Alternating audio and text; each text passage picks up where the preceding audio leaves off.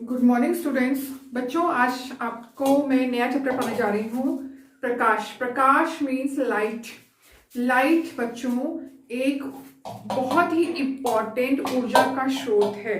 ठीक है, is the source of energy.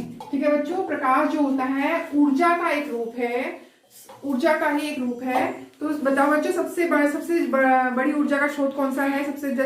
तो सूर्य जो है हमारा सबसे बड़ी ऊर्जा का स्रोत है। ठीक है, तो जो लाइट होता है यह भी ऊर्जा का एक रूप है, जिससे हमें अपने चारों तरफ की अनेक वस्तुएं जो होती हैं वो दृश्यमान होती हैं। ठीक है बच्चों, हम उस अनेक वस्तु को देख सकते हैं। होता क्या है, जब लाइट किसी वस्तु से टकराती है तो वो लाइट पहले किसी वस्तु से टकराती है, फिर वो लाइट हमसे टकराती है, हम पर आती है, तो हम उस वजह से हम क्या करते हैं, किसी वस्तु को देख सकते हैं। ठीक है, तो जो इसके बाद हम पढ़ेंगे प्रकाश के गुण। ठीक है, प्रकाश के गुण, क्या क्या गुण होते हैं प्रकाश के बच्चों? प्रकाश के बारे में तो अभी आप सब लोगों को बहुत अच्छे से जानकारी होगी। तो प्रकाश के गुणों के बारे में हम आगे पढ़ते हैं। प्रकाश क्या होता है? एक सीधी रेखा में गमन करता है। प्रकाश एक सीधी रेखा में गमन करता है। Light travels in a straight line. ठीक है, फिर प्रकाश, दूसरा पॉइंट है प्रकाश का जो हम प्रॉपर्टी के बारे में पढ़ेंगे। प्रकाश जो है विवर्तन के गुण को दर्शाता है। विवर्तन मीन्स होता है डिफ्रैक्शन। ठीक है, जो लाइट होता है वो डिफ्रैक्शन के गुण को दर्शाता है। डिफ्रैक्शन मीन्स क्या होता है? डिफ्रैक्शन मीन्स होता है जब प्रकाश किसी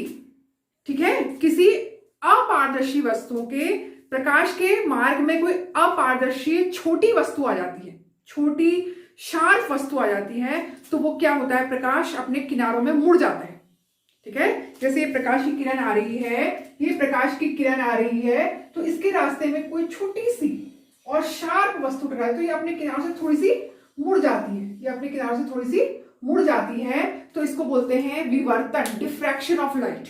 ठीक है, तो इसी गुण के कारण अपने प्रकाश का अपने मार्ग से थोड़ा सा मुड़ जाने को बोलते हैं विवर्तन, और इसी गुण के कारण प्रकाश को तरंग कहा गया है। ठीक है, तो प्रकाश को क्या कहा गया है? तरंग कहा गया है। तो प्रकाश जो है तरंग का गुण भी दर्शाता है। वेव। ठीक है, आप वेव के बारे में क्लास 9 चैप्टर में पढ़ चुके हो। तो इसी के विवर्तन के कारण प्रकाश तरंग, और प्रकाश को कण भी कहा गया है। तो प्रकाश दो प्रकार का गुण दिखाता है, ड्यूअल नेचर दिखाता है, एक तरंग और एक कण। ठीक है, इसको पार्टिकल भी कहा गया है। तो जिसको ठीक है कण भी कहा गया है, जिसको गमन करने के लिए किसी माध्यम की आवश्यकता नहीं होती है। तो प्रकाश को ट्रेवल करने की, प्रकाश जो होता है निर्वात में भी ट्रेवल करता है, वैक्यूम में भी ट्रेवल कर सकता है। ठीक है, प्रकाश को किसी मीडियम की आवश्यकता, माध्यम की आवश्यकता गमन करने के लिए नहीं होती है। तो दूसरा पॉइंट है, ये क्या करता है, जो प्रकाश होता है छाया बनाता है, शेडो। ठीक है, ऑब्टेन शेडो, तो लाइट कैन ऑब्टेन शेडो। तो लाइट जो होता है अपनी विपरीत दिशा में छाया बनाता है। तो जैसे आपने देखा होगा हमारी सबकी छाया बनती है। तो जब प्रकाश किसी अपारदर्शी वस्तु से टकराता है तो वो क्या करता है, अपनी विपरीत दिशा में क्या बनाता है, छाया बनाता है। ठीक है, और प्रकाश की जो चाल होती है वो निर्वात में कितनी होती है? 3 × 10⁸ मीटर पर सेकेंड। बच्चों ये बहुत इंपॉर्टेंट है। प्रकाश की चाल जो होती है निर्वात में कितनी होती है? तो इसको कोई माध्यम की आवश्यकता नहीं होती प्रकाश को। तो प्रकाश की चाल कितनी होती है? 3 × 10⁸ मीटर पर सेकेंड। कहाँ होती है? निर्वात में, वैक्यूम में, जहां कुछ नहीं होता है, कोई वायुमंडल नहीं होता है, कुछ नहीं होता है, खाली होता है, उसको निर्वात बोलते हैं। और उसमें प्रकाश की चाल होती है 3 × 10⁸ मीटर पर सेकेंड। ठीक है, और जब प्रकाश किसी तल से टकराता है, ठीक है, किसी तल से टकराता है, तो वो दो घटनाएं होती हैं, एक परावर्तन और एक अपवर्तन। परावर्तन मीन्स रिफ्लेक्शन और रिफ्रैक्शन। ठीक है, रिफ्लेक्शन और रिफ्रैक्शन, परावर्तन और अपवर्तन की घटनाएं होती है। ठीक है, तो वैसे प्रकाश, हम इस चैप्टर में बहुत सारी प्रकाश से संबंधित बहुत सारी परिघटनाओं को पढ़ेंगे। जैसे दर्पण द्वारा प्रतिबिंब बनना, इंद्रधनुष बनना। ठीक है, ये सारी परिघटनाएं हम पढ़ेंगे। लेकिन अभी हम क्या पढ़ेंगे, फर्स्ट में हम पढ़ेंगे प्रकाश का परावर्तन, मीन्स रिफ्लेक्शन ऑफ लाइट। ठीक है, रिफ्लेक्शन ऑफ लाइट, प्रकाश का परावर्तन मीन्स रिफ्लेक्शन ऑफ लाइट। तो ये क्या होता है बच्चों? प्रकाश जब किसी चमकीले तल से टकराता है या अपारदर्शी वस्तु से टकराता है, ठीक है, तो क्या होता है, ये जैसे दर्पण, जैसे मिरर, दर्पण मीन्स मिरर, तो क्या होता है, प्रकाश अपने मार्ग से मुड़ जाता है। प्रकाश अपने मार्ग से, जैसे ये है, समझ लीजिए ये मिरर है, ये साइड पॉलिश है, ठीक है, ये मिरर है और ये साइड पॉलिश है, तो प्रकाश इससे टकरा के क्या होता है, ये मुड़ जाता है, ठीक है। इसको बोलेंगे हम आपतन कोण, एंगल ऑफ इंसिडेंट, ठीक है। जहां पे ये टकराएगा यहां पे हम एक परपेंडिकुलर खींच लेंगे, एक लंब खींच लेंगे, ठीक है। जहां पर एक प्रकाश, जिस पॉइंट पे प्रकाश टकरा रहा है वहां पे एक हम लंब खींच लेंगे, मतलब परपेंडिकुलर खींच लेंगे, तो उस जो प्रकाश ये दर्पण पर पड़ रहा है, उस लंब से जो कोण बनता है इसको हम बोलते हैं आपतन कोण। इसको हम स्मॉल आई से दिखाते हैं, इसको हम किससे दिखाते हैं, स्मॉल आई से दिखाते हैं, और इसको बोलते हैं एंगल ऑफ इंसिडेंट, इंग्लिश में बोलते हैं, इसलिए इसको आपतन कोण बोलते हैं, ठीक है। इसको इंग्लिश में, इसको स्मॉल आई से दिखाते हैं। और जब ये लंब, फिर जब ये इस पॉइंट पर टकराकर जब ये प्रकाश वापस उसी, जब ये प्रकाश मुड़ता है, वापस आता है, वो बाउंस होके, जैसे दीवार में आप बॉल मारोगे तो बॉल बाउंस होके वापस आएगी, तो वैसे ही जब प्रकाश इस दीवार में जिस पॉइंट पे टकराएगा वहां पे हम परपेंडिकुलर खींचेंगे, एक लंब खींचेंगे, और जब वो वापस मुड़ेगा तो वो भी तब भी एक लंब, ये लंब से, अभिलंब से एक और कोण बनाएगा, इसको बोलेंगे एंगल ऑफ, इसको बोलेंगे एंगल ऑफ रिफ्लेक्शन या आपतन कोण, परावर्तन कोण, इसको बोलेंगे परावर्तन कोण, ठीक है। इसको इंग्लिश में बोलते हैं रिफ्लेक्शन, एंगल ऑफ रिफ्लेक्शन, इसको इसलिए आर से दिखाया जाता है। तो इसके जो परावर्तन, प्रकाश का परावर्तन होता है, इसके अनुसार दो नियम होते हैं, ठीक है। परावर्तन के नियम होते हैं, वो आपको बताती हूँ।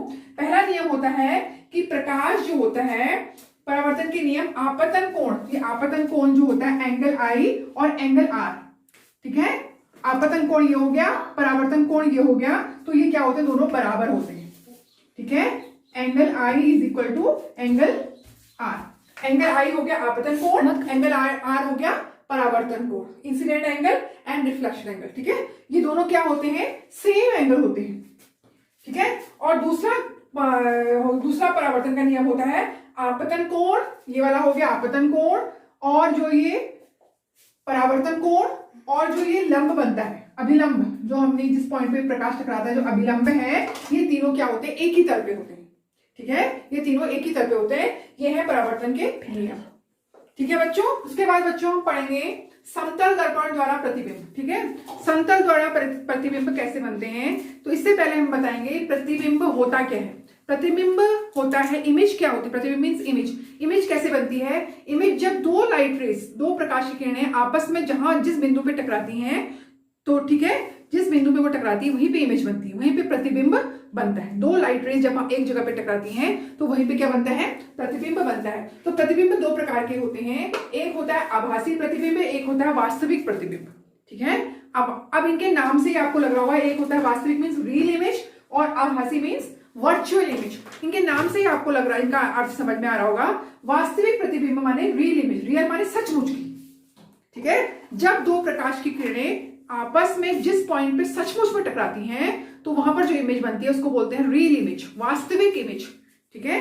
और जब प्रकाश की किरणें टकराती नहीं है, ठीक है, लेकिन आपको आभास होता है कि आपस में टकरा रही है, कहीं पर मिल रही है, मिलने जैसी प्रतीत होती है, लेकिन आप सचमुच में मिलती नहीं है, उसको बोलते हैं वर्चुअल इमेज, आभासी प्रतिबिंब, ठीक है। और ये जो आभासी प्रतिबिंब है स्क्रीन में नहीं बनता है, कहीं पे स्क्रीन में ये नहीं बनता है, ये दर्पण पे बनता है, ठीक है। और इसका प्रतिबिंब कैसा बनता है, सीधा प्रतिबिंब हमें प्राप्त होगा।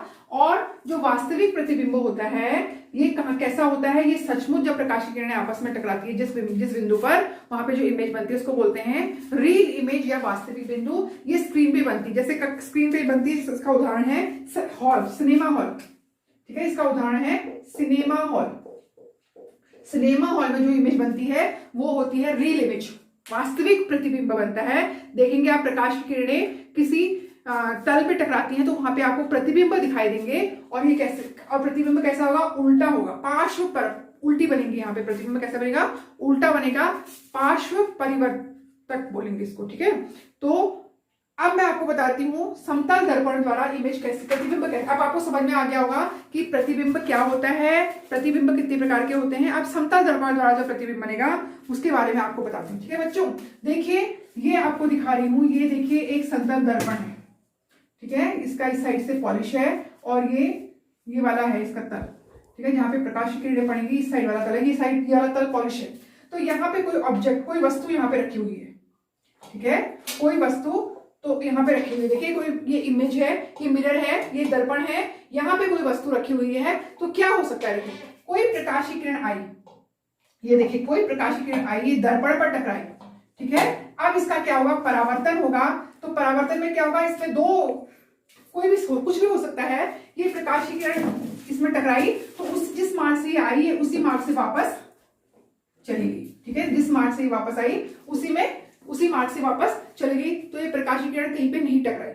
ठीक है, अब या फिर ये हो सकता है, ये प्रकाश की किरण आई, ये यहाँ पे इसके फुट पे, पैरों पे, यहाँ पे प्रतिबिंब के यहाँ पे आई और वापस उसी कोण से ये वापस चली गई। ठीक है, ये वहां पर टकरा के वापस मुड़ गई और उसी कोण से वापस चली गई। तो क्या होगा, ये आपतन कोण और अपवर्तन कोण दोनों बराबर बनाएगी। लेकिन यहाँ पर आप देख रहे हैं ये प्रकाश की किरणें, दो प्रकाश की किरणें जो अपवर्तन कोण है ये आपस में कहीं पे नहीं मिल रही है। तो प्रतिबिंब कहाँ बनेगा। ठीक है, ये आपस में कहीं पर नहीं मिल रही है। तो बच्चों देखिए इसमें आप प्रतिबिंब समतल में प्रतिबिंब कहाँ पर बनेगा। तो हमें यहाँ पर क्या होगा, देखिए तो यहाँ पर क्या होगा, तो हमें ऐसा हम इसको, ये क्योंकि दोनों दूर जा रही है। ठीक है, तो ये दोनों किरणें दूर जा रही हैं। तो हम देखेंगे इसको हम ऐसे, हमें ऐसा लगेगा जैसे ये किरणें, ये देखो हम इसको थोड़ा आगे बढ़ाएंगे तो ऐसा लगेगा ये वापस ना जाकर ये आगे निकल जा रही है। और ये क्योंकि दूर जा रही है, यहाँ पर कहीं पे नहीं मिल रही है, तो ऐसा लग रहा है जो ये ऐसे आ रही है। जो ये आपतन कोण है, अपवर्तन कोण है, ये ऐसा लग रहा है जैसे ये यहाँ से आ रहा है। अपवर्तन कोण का जो किरणें हैं ऐसा लग रहा है जैसे यहाँ से आ रही हैं। तो जहां पर जो मिलेंगी तो यहाँ पर देखिए बच्चों, यहाँ पर प्रतिबिंब बनेगा। ठीक है, जो इमेज होगी वो यहाँ पर बनेगी। तो इसलिए प्लेन मिरर जो होता है वो इमेज वहां पर कहाँ बनती है, हमें जब हम ये कहाँ बनती है, मिरर के पीछे बनती है। ठीक है, तो इसके समतल दर्पण में जो ये प्रतिबिंब बनेगा वो कैसा बनेगा, तो समतल दर्पण जो प्रतिबिंब बनेगा वो दर्पण के ठीक पीछे बनेगा, दर्पण के पीछे बनेगा।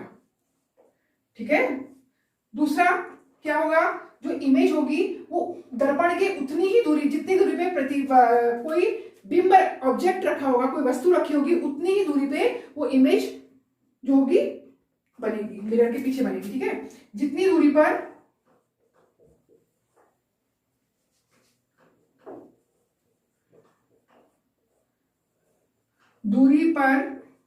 वस्तु से दर्पण है उतनी ही दूरी पर क्या बनेगा, प्रतिबिंब बनेगा। ठीक है बच्चों, तीसरा होगा जो दर्पण में जो इमेज बनेगी, जो प्रतिबिंब बनेगा वो कैसा होगा, पार्श्व परिवर्तक। पार्श्व परिवर्तक, इसका मतलब ये हुआ कि हमें क्या दिखाई देगा, जैसे इमेज दिखाई देगी, दायां का बायां दिखाई देगा, बायां का दायां दिखाई देगा। ठीक है, तो इमेज क्या होगी, अगर हमारा राइट का लेफ्ट दिखाई देगा और लेफ्ट का राइट दिखाई देगा, इसको बोलेंगे पार्श्व परिवर्तन। ठीक है, तो ये इसके जो समतल दर्पण में जो प्रतिबिंब बनेगा वो इस प्रकार का बनेगा। ठीक है बच्चों, तो इसके आगे मैं आपको अगली वीडियो में बताऊंगी। Thank you.